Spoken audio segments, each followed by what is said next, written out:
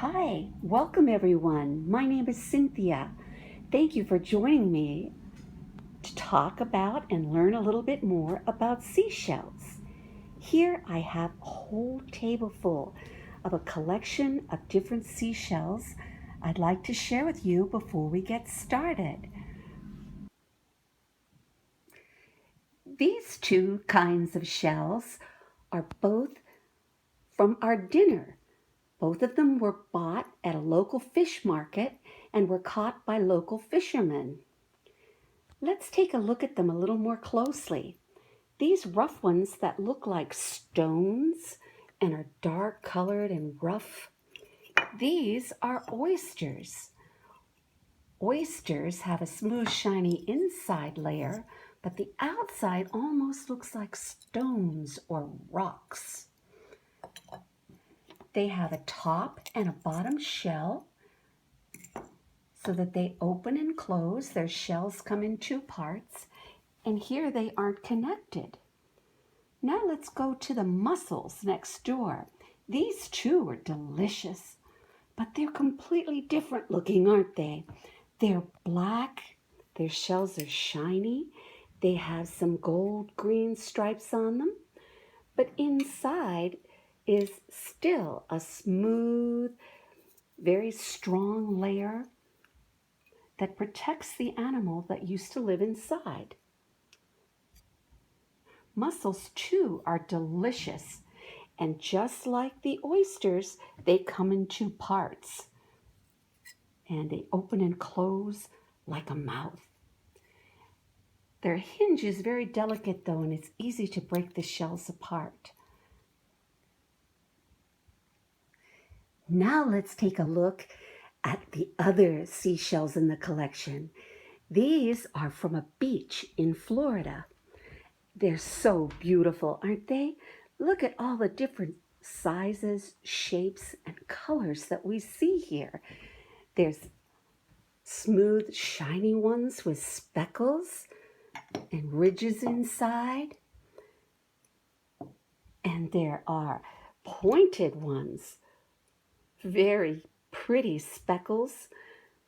There are some that look exactly like snails with blue-green stripes on them and pretty speckles of brown.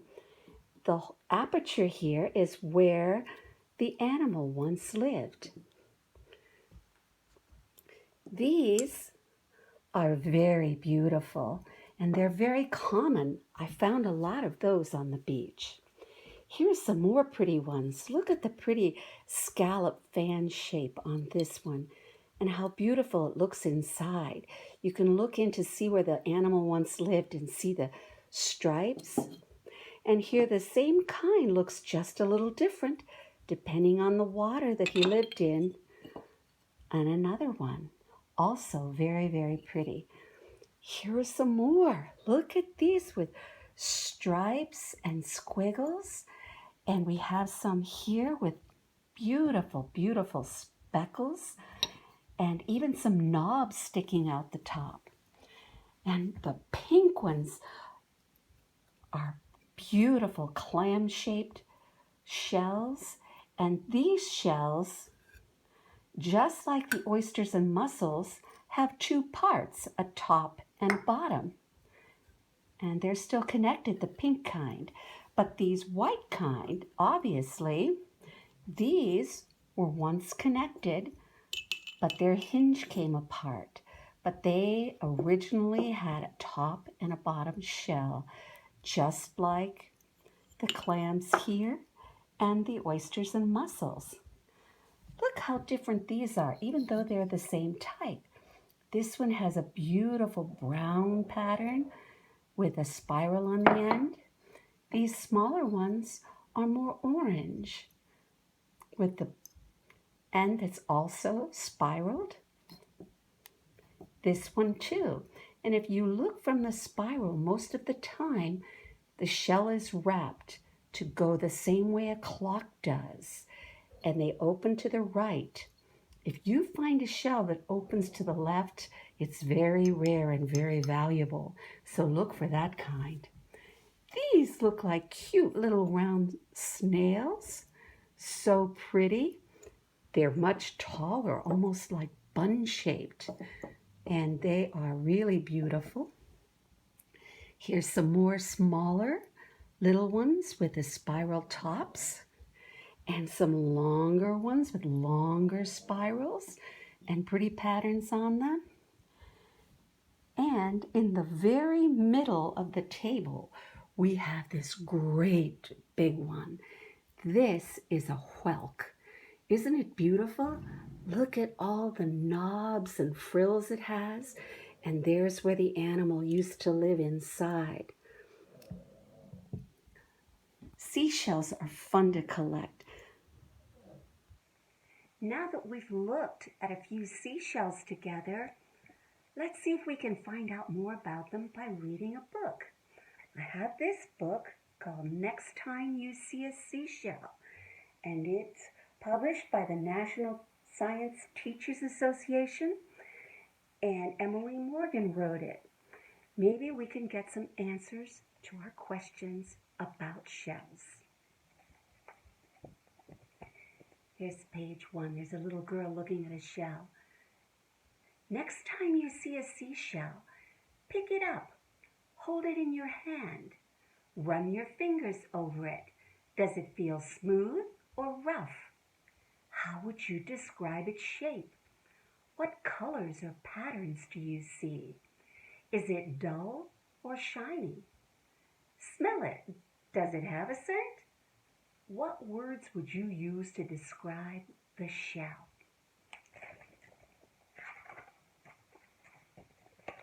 Here's some more seashells. Seashells are some of the most beautiful objects found in nature. Have you ever wondered where they come from? Here's our answer. Mollusks. Mollusks are the shell makers. Mollusks are animals with soft bodies, such as snails, oysters, and clams. See the animal here? Here's its shell, but the animal itself is soft, like a snail.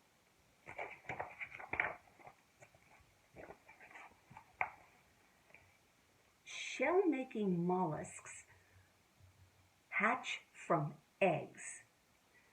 Some mollusks lay their eggs in cases to protect them. Sometimes you can find these egg cases washed up on the beach. If you look inside, you can sometimes see hundreds of teeny tiny shells. That's because these mollusks begin growing their own shells very early in life, while they're still in the egg. Oh, here's some beautiful ones. As a mollusk grows, the shell has to grow too. These fascinating animals continue to make their shells out of minerals they get from the water around them.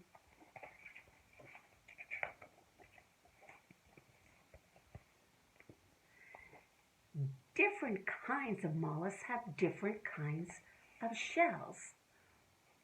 Most shells can be sorted into two main groups, bivalves and gastropods. If you find a shell, there it is right there, that looks like half is missing, it's probably a bivalve. Bivalve shells have two parts connected by a hinge. When the mollusk dies, the two pieces usually come apart. Sometimes you can find the two pieces still attached, but be careful because they break apart easily. The other main type of seashell is a gastropod. There's the gastropod right there. Unlike a bivalve shell, a gastropod shell is made of only one piece and often has a spiral on the end. Look at the opening of a gastropod shell. That's where the mollusk was attached.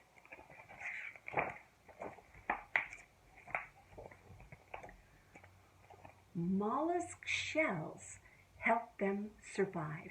When a bivalve is startled, like a seashell, it quickly snaps its two-part shell closed, sometimes pushing out water to propel it away from danger. There's the open bivalve, and there it snaps shut and shoots out a stream of water to make it move away from whatever scared it.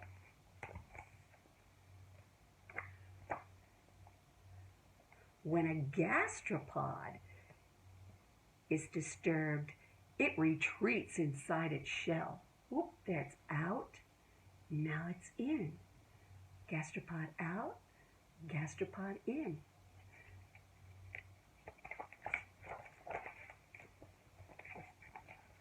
Look at this one. This one's hard to see. Some mollusks have colors or patterns on their shells that help them blend in with their surroundings. Sometimes the shape of a shell can help the mollusk bury itself in the sand to hide from predators. So maybe its shape is sharp so it can dig itself into the sand where nothing will come and eat it.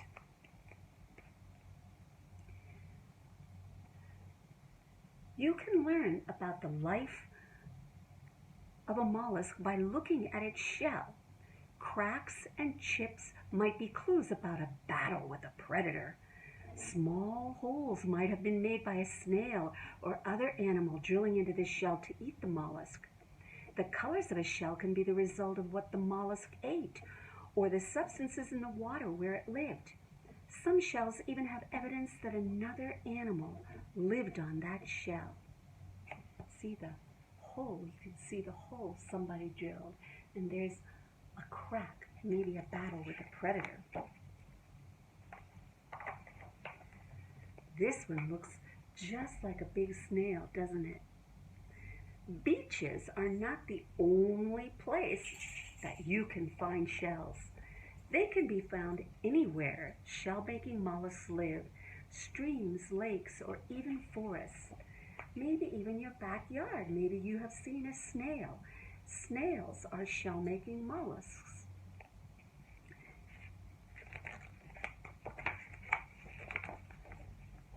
Not all mollusks make shells. Slugs, squid, and octopuses are mollusks, but they do not make shells. Some people think of a shell as a mollusk's home, but it's actually part of the animal's body. If you find a seashell that still has a live mollusk attached, leave it where you found it. Don't try to separate the mollusk from its shell. It will not survive. On beaches, you may have seen a hermit crab. Hermit crabs are not mollusks. They do not make shells. Hermit crabs take empty mollusk shells to use as their home and protect their soft bodies, finding bigger shells as their bodies grow larger. So this guy, although he's not a mollusk, he has a soft body, and he really needs to protect himself. So he goes around looking for empty shells, and he makes that his new home. So, the next time you see a seashell, remember that beautiful shell was made by a mollusk. It began as a tiny shell that hatched from an egg, and it grew with that mollusk to be the shell you now hold in your hand. Isn't that remarkable? That's a pretty good book. We learned a lot. It answered a lot of our questions. I'll bet you wonder, now that we've read the book, what seashells look like when the mollusks were alive and attached to their shell. Let's watch a short video and we'll show you what a live clam looks like.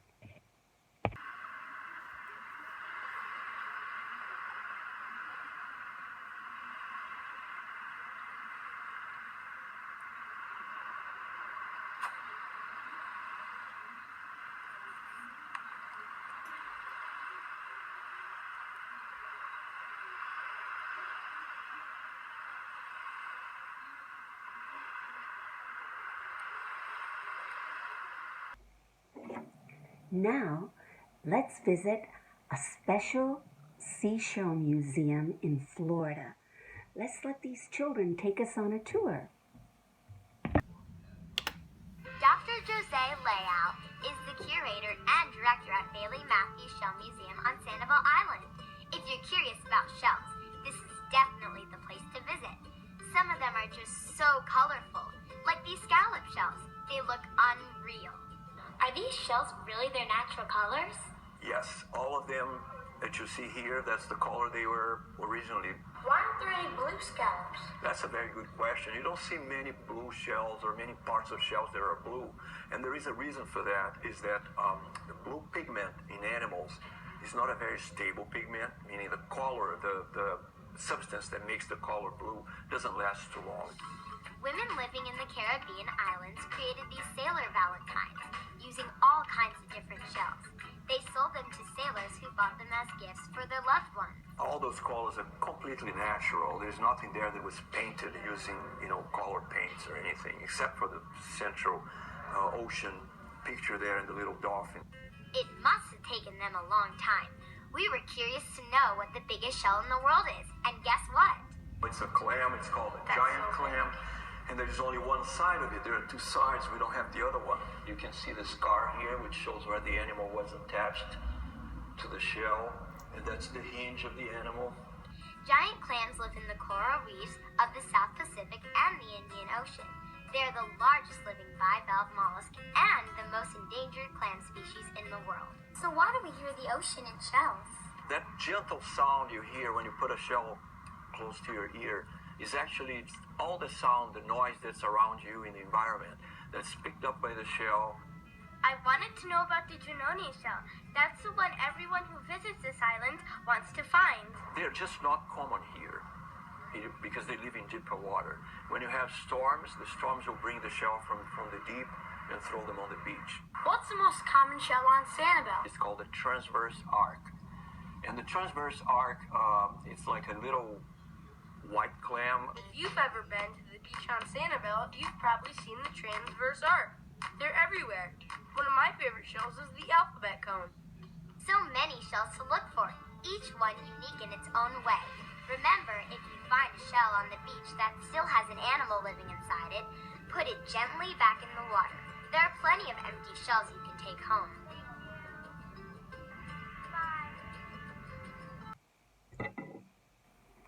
Wasn't that fun to go to the museum? Those children were great guides. I enjoyed that. And it's true that even though people say you can hear the sea through a seashell, and as they explain, that's not really the sea, that's just the noises around us. But that means you don't need a seashell at home to hear that noise. You can use an ordinary drinking glass or a jar. Just hold it up to your ear and listen. You can hear a rushing sound, and it does sound a little bit like the waves gently lapping the beach. So it's fun. Try that at home. Now it's time to enjoy what you've learned. Let's learn to draw seashells. All you need is a paper and pencil, and if you have them, crayons, colored pencils, markers, chalk, something to color them in when you're done. So let's join an artist who's going to show us how to do it. I meant to show the black and white version, but by all means color them in. They're super fun to color differently. Getting into the tutorial part, I tried to go as slow as I could and as clearly as I could. If you have any questions, please comment down below, and I will do my best to answer them. Over text, it's a lot harder than I thought to put my process into words, so hopefully it's as clear as possible for you guys. I do each one a little bit differently, stepwise, every time I draw them, but the left page had the general steps I take in a more organized fashion. The first one I made is a general scallop or something, shell. It's simpler than it looks, just 2 angled lines, a wiggly line on top, 2 little bumps at the bottom, and some lines if you want to go the black and white route. I'll elaborate on that a little bit later though.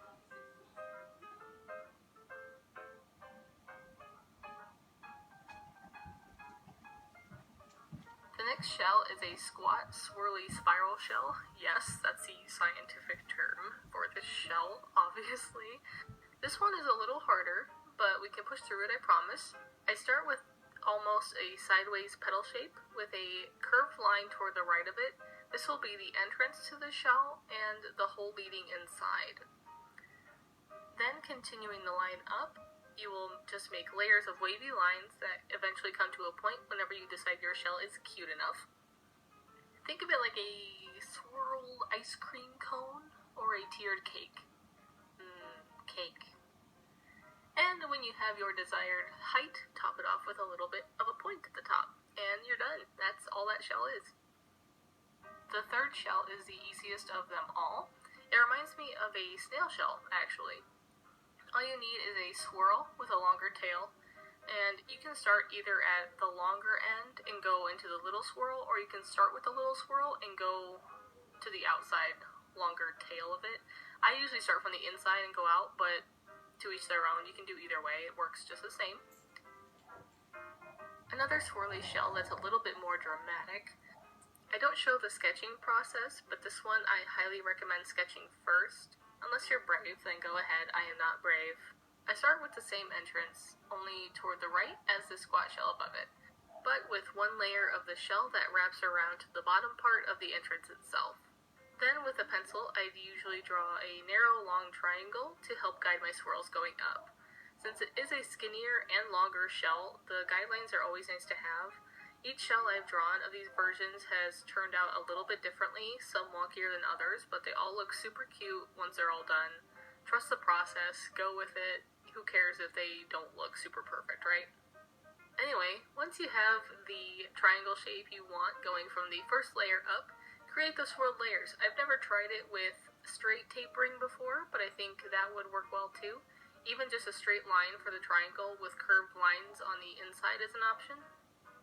Take your time, there's no need to rush these. I sketch out everything before I use a pen, so don't be afraid of pencil. The next shell is simple and was actually one of the first I taught myself to draw years ago. So start with a rounded V shape, connect the top, add 3 what I call take tiers to the top, and add 1 little point at the top of those. This shell would probably look good without the side curve of the shell as well, so that's optional actually, but I like adding it for depth. So for that little entrance part of the shell, just draw a parallel line to the base of the shell and connect it at the top of the base, just before the cake tiers. If I add this part, I usually shade it in darker since it's technically inside the shell, but you can draw your little shell however you want. And a cute little starfish to bring this tutorial to a close. Another one to sketch out first in my opinion, even though starfishes have no bones, I think. They don't seem to be the type to have bones. Anyways, I start with a dot and 5 lines going out from the middle of it for the arms. Then draw the shape of your starfish going around those lines and giving the middle a bit of room so the starfish can have organs. Or whatever starfish have. They're probably hiding sprinkles in there, and I'm so jealous. But yeah, going around those lines should give your starfish a thicker look with thicker legs and a bit of a middle section. And ta-da, you have a starfish. It's basically just a loose drawn star. But remember, starfish are flexible, so if your legs are not super straight, it's just moving around. It's doing its starfish thing. Okay, I know coloring shouldn't be a part of this tutorial, but I figured I'd show you how I color these in anyway. This is exactly how I colored them in my July Plan With Me video for 2018. If you haven't seen it already, go check it out. With each shell, I outline everything in the color I'm using. That's just my personal preference. And then I do more detailed stuff inside the lines. Coming back to the scallop, if you want the plain black and white look, like I was mentioning before, simple lines going from above the bumps at the bottom toward the top, aiming between the little bumps at the top, will give a nice ridged look, but doing the same with a color from top to bottom will give the same effect. Making lines going with the curves of the shells will make them three-dimensional and not so flat looking.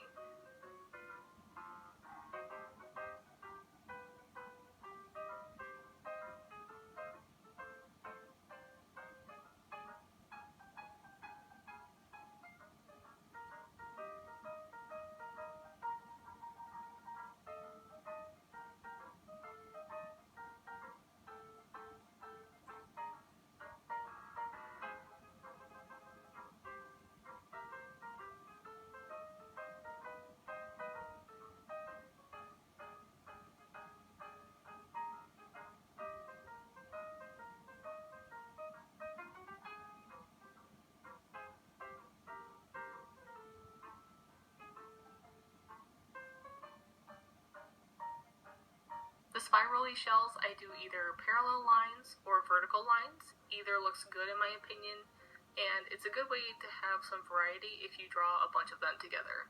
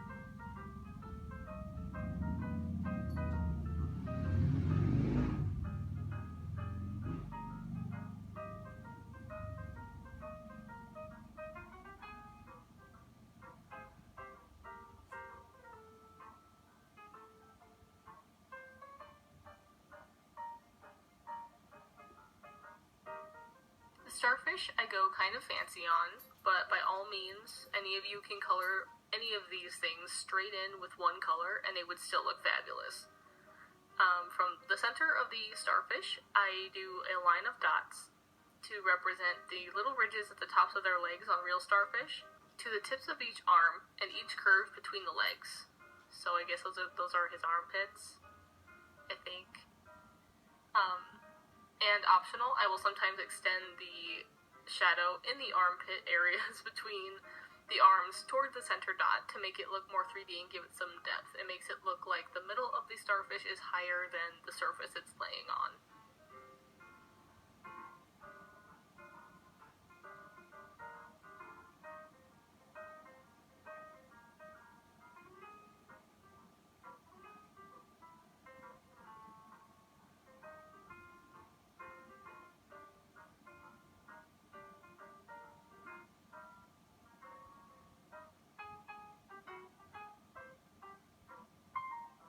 Finish it off with some sandy color around each of the shells with some dots and you're good to go.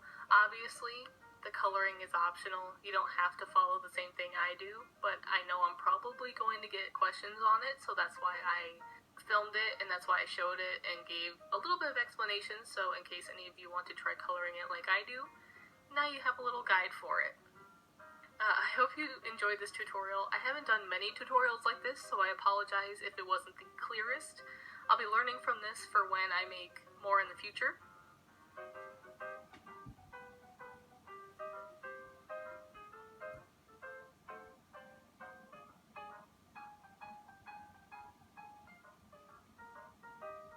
For more videos, hit that subscribe button and the little bell next to it for notifications for when I upload videos.